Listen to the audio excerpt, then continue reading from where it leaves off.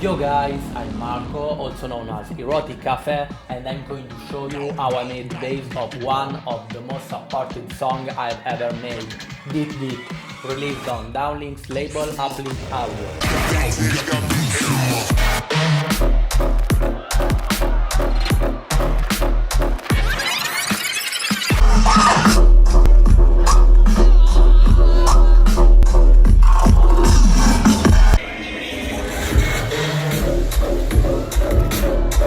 I think the power of this song is its effectiveness and its very simple rhythm.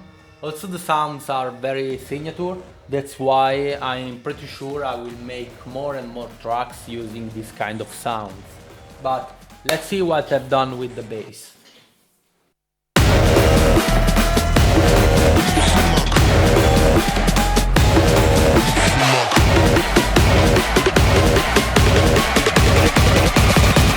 Got the goose in my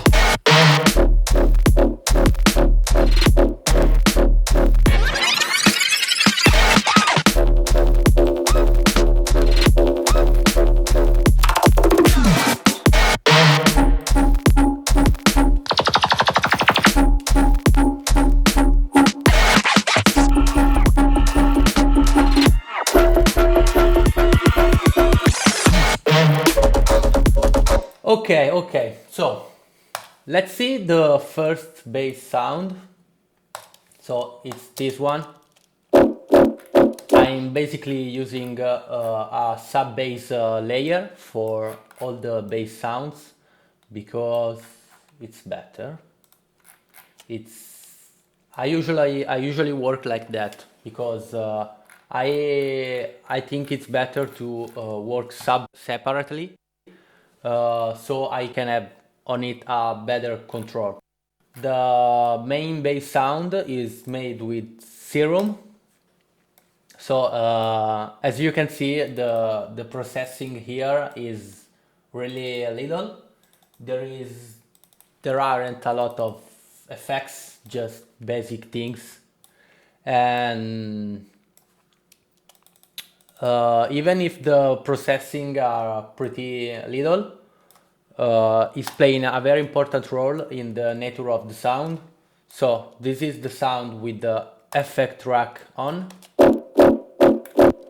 Let's hear it with the sub bass. Yeah.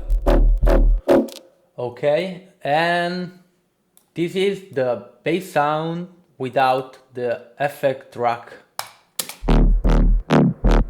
I mean, it's still good, it's different, and maybe I can use it for another track with different processing, but for Deep Deep I felt like this is the right processing because it leaves much more space for sub bass because it's higher than this.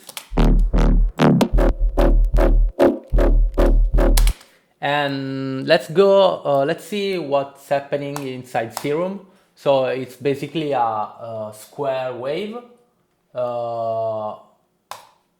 going into a low filter, and it's modulated by pulse width modulation.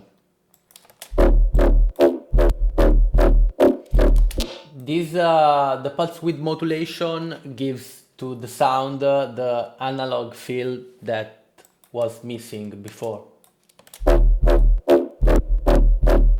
Way better.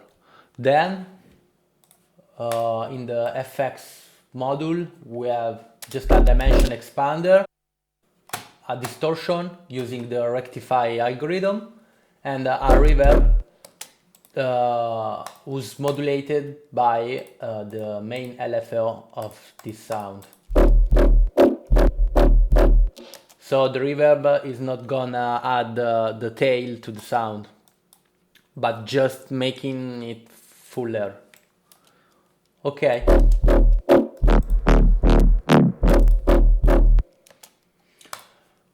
Okay, let's go through the effects here.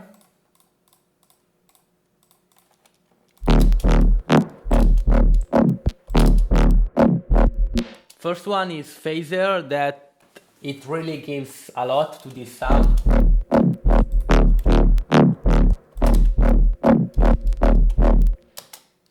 Then we have a saturator, just to make it fatter basically. A Valhalla room that I'm using quite a lot to spread the width of the sounds. And it's a good reverb, but it's also good if you want to create the sides. Then I'm using a simple delay. It's really just a detail. Then we have this other simple delay that is basically working as a proper delay, not like the one before, for the second repetition of the same sound.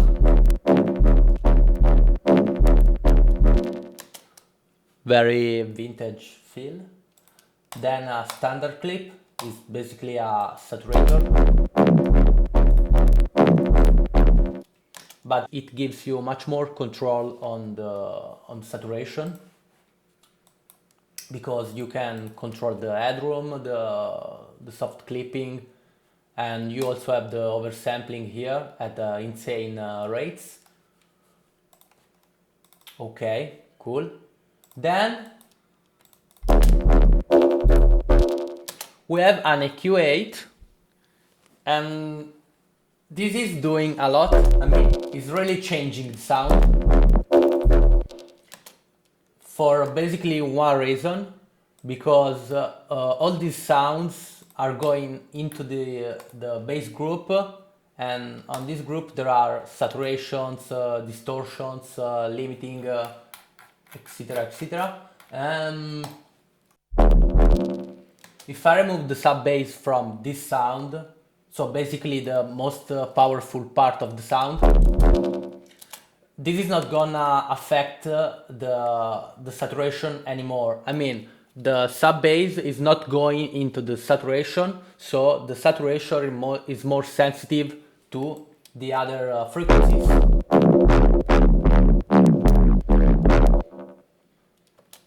This is not like an EQ. I mean, this is not like using a normal EQ, but it's like choosing what frequencies are going into the saturation more than the others. So then isotope trash, and I have seen this from several artists like Noisia, Mezzo, and who basically use this algorithm, clip control on the bass frequencies, distort, clip control, and the electric trash on the mids and high frequencies, and playing with the drive and style, and even with this curve to make it sound like you want, basically. Then another EQ to clean the frequencies created by the trash too. And also the bell here is cleaning a lot the sound, making it way warmer than before. And this is an automated Valhalla room. And basically that's it. So the power of this sound is basically the control of the frequencies that are going into the saturation. So if, for example, if I boost a frequency instead of removing it, it's way more sensitive to saturation. So, wow.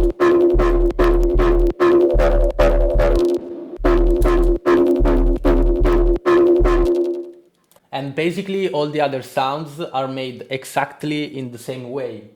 So I duplicate the first sound I've made, and then I change something in Serum, inside Serum, or in the effect chain I have here. So basically I can make a boost here, and it sounds different, but the same kind of sound. So it could be very useful to create a differentiation between the different part of the drop.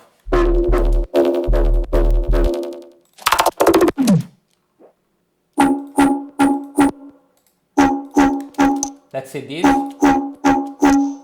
This is a square wave without a post-width modulation.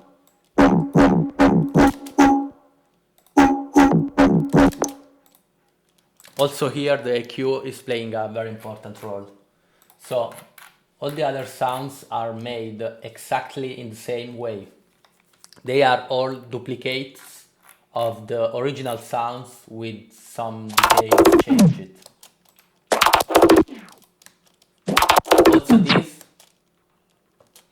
Also this is basically the same effects with some differences.